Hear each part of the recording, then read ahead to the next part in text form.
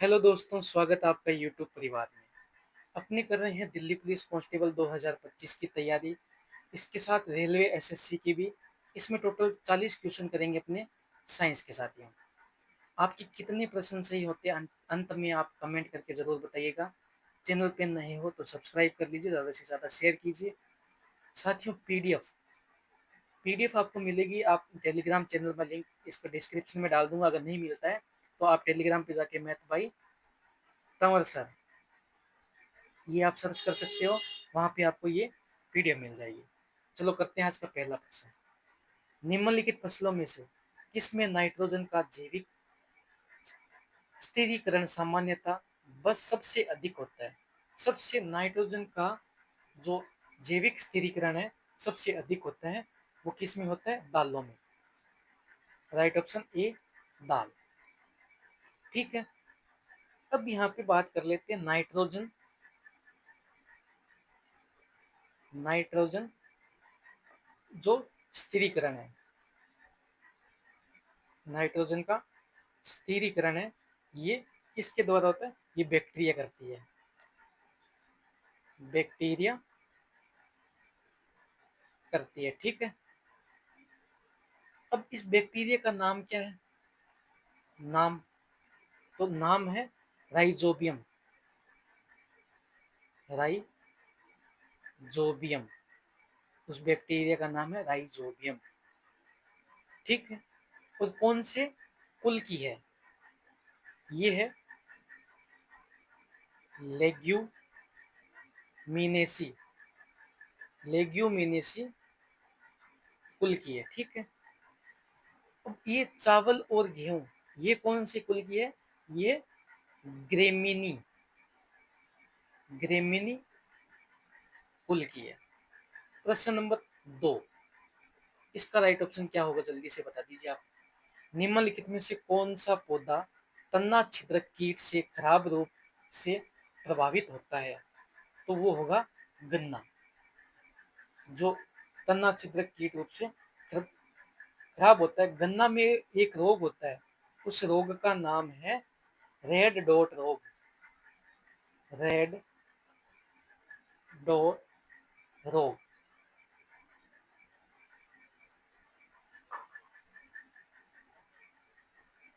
प्रश्न नंबर 3 देखिए। प्याज है, प्याज है ना, वो है बल्ब। प्याज, इसमें आता है लहसुन। प्याज, लहसुन, ये क्या है? बल्ब। प्रकंद, राइजोम, इसमें आता है अदरक हल्दी।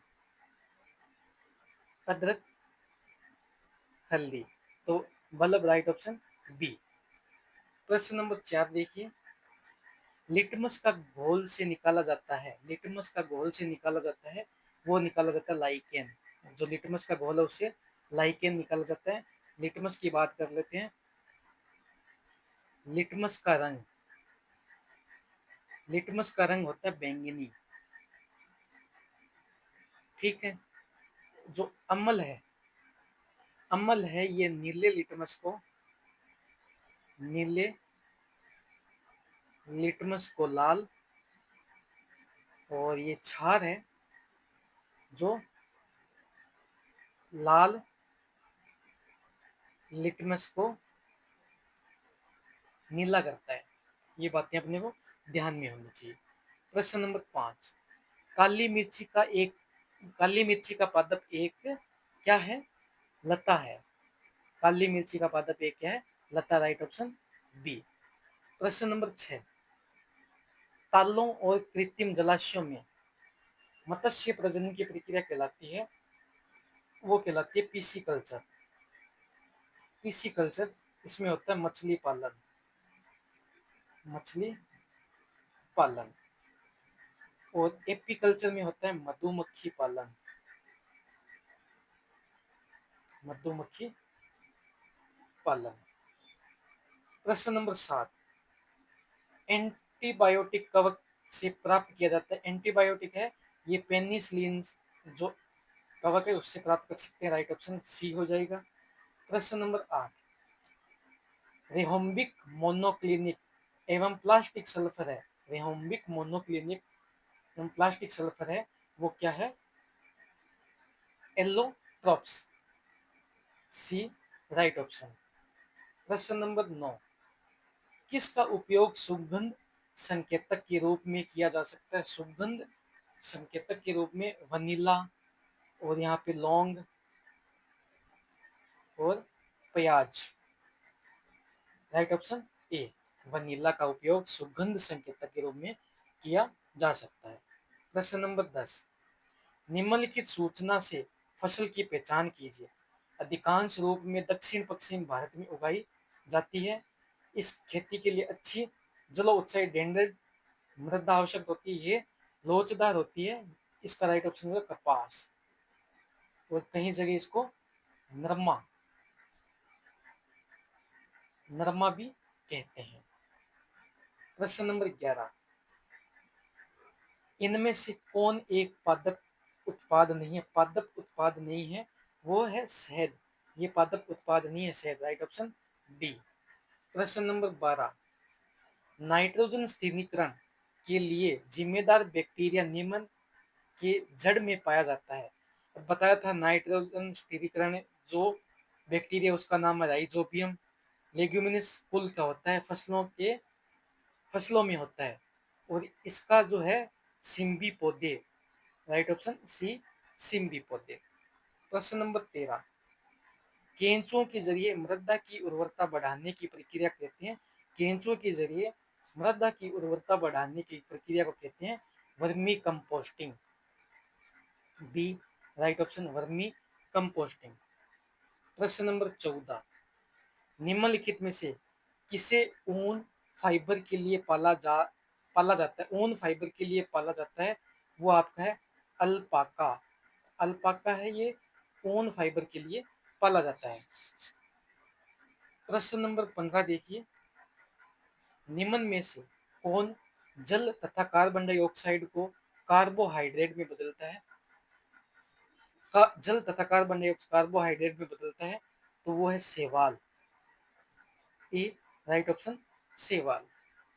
प्रश्न नंबर 16, निम्नलिखित में से किसमें खाद्य फाइबर प्रचुर मात्रा में होती है? खाद्य फाइबर प्रचुर मात्रा में होती है, इसमें ऑप्शन होगा सेब। सी राइट ऑप्शन, सेब। प्रश्न नंबर 17 देखिए, निम्नलिखित में से कौन सा कुनेन का एक स्रोत है? कुनेन का एक स्रोत है, वो है सिनकोना। सिनकोना है, सिनकोना वृक्ष के छाल से कुनेन प्राप्त होता है। प्रश्न नंबर 18, आमतौर पर प्रयोग में आने वाला मसाला लौंग पौधे किसका भाग होता है? लौंग पौधे किसका भाग होता है? ये होता है फूल की कली का। Right option C. प्रश्न नंबर 19, निम्नलिखित में से कौन सा पुष्पीय पादप भारत की उत्पत्ति का जिसमें भारत से ले जाकर अनेक देशों में विकसित किया गया है, तो वो है आर्केडीज। B right option, आर्केडीज।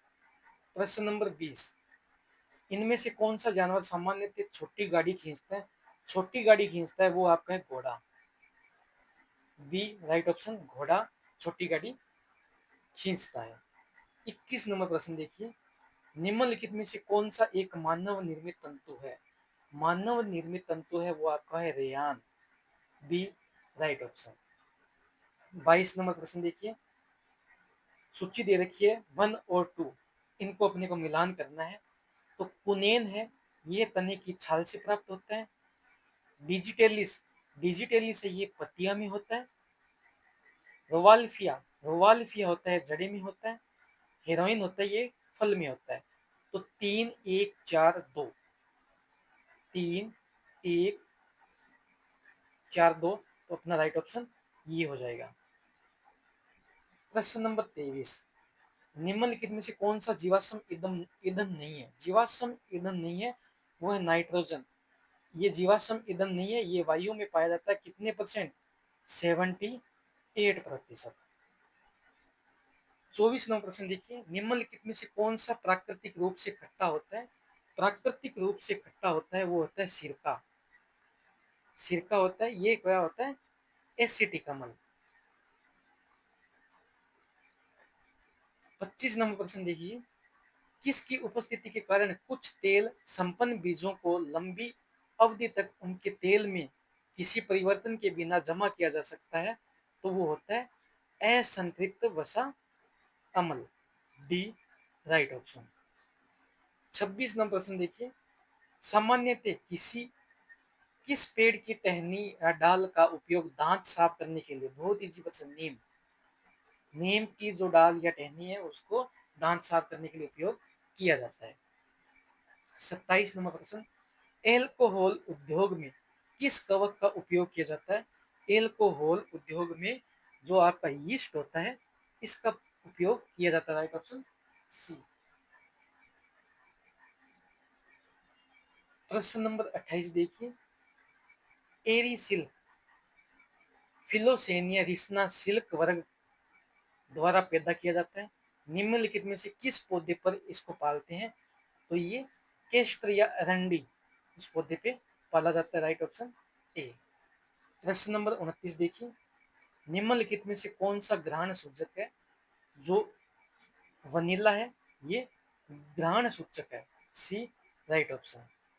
30 नंबर प्रश्न, निम्नलिखित में से कौन सा ट्रांसफॉर्मर का मूल अवयव नहीं है? ट्रांसफर का मूल अवयव नहीं है, परस्पर अभिवाह, डी राइट ऑप्शन। 31 नंबर प्रश्न देखिए, एसी परिपथ में आमतौर पर निम्नलिखित में से किसके कारण शक्ति हानि होती है?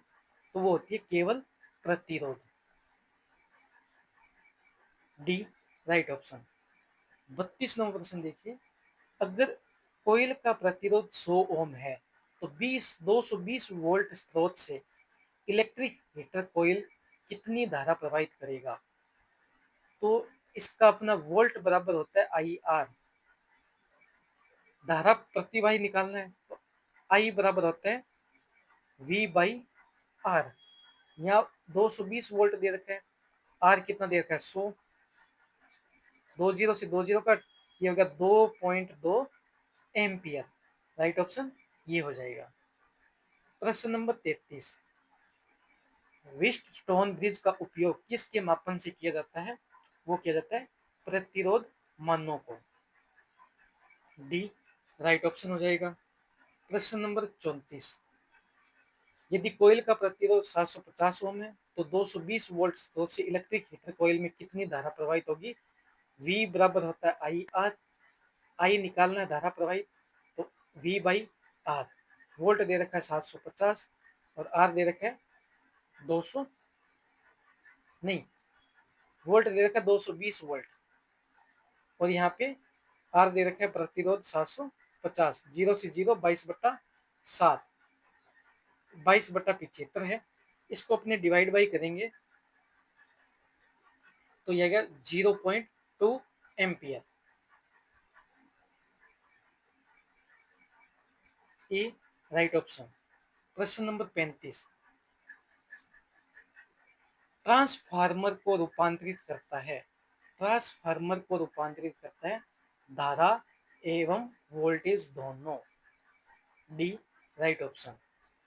प्रश्न नंबर 36, मानव नेत्र के जिस भाग पर किसी वस्तु का प्रतिबिंब बनता है वह है क्या है? रेटिना, रेटिना या दृष्टिपटल जिसपे वस्तु का प्रतिबिंब बनता है। 37 नंबर प्रश्न देखिए, आंख में सेकेंद्रकरण, सेकेंद्र होता है, आंख में सेकेंद्रन होता है वो रेटिना के आगे पीछे की गति द्वारा। 38 नंबर प्रश्न देखिए, नेत्र का भाग जिसका प्रत्यारोपण कर सकते हैं, नेत्र का भाग है वो कॉर्निया है जिसका प्रत्यारोपण अपने कर सकते हैं, ये राइट ऑप्शन हो जाएगा। प्रश्न नंबर 39, नेत्र में प्रवेश करने वाले प्रकाश की मात्रा का नियंत्रण निम्न में से किस अंग द्वारा किया जाता है? तो वो कोई प्रकाश अगर नेत्र में प्रवेश कर रहा है तो उसकी नियंत्रण आइरिस करता है। और आज का अपना अंतिम प्रश्न साथियों ये होगा आपके लिए, प्रिज्म आपतित सफेद प्रकाश को 7 रंगों की एक पट्टी में विभक्त कर देता है, इस पट्टी के मध्य का रंग कहलाता है, क्या कहलाता है? ये आप कमेंट करके बताइए। अगर इस चैनल पे नए हो तो सब्सक्राइब कर लीजिए साथियों, ज़्यादा से ज़्यादा शेयर कीजिए। मिलते हैं अपने नेक्स्ट वीडियो में।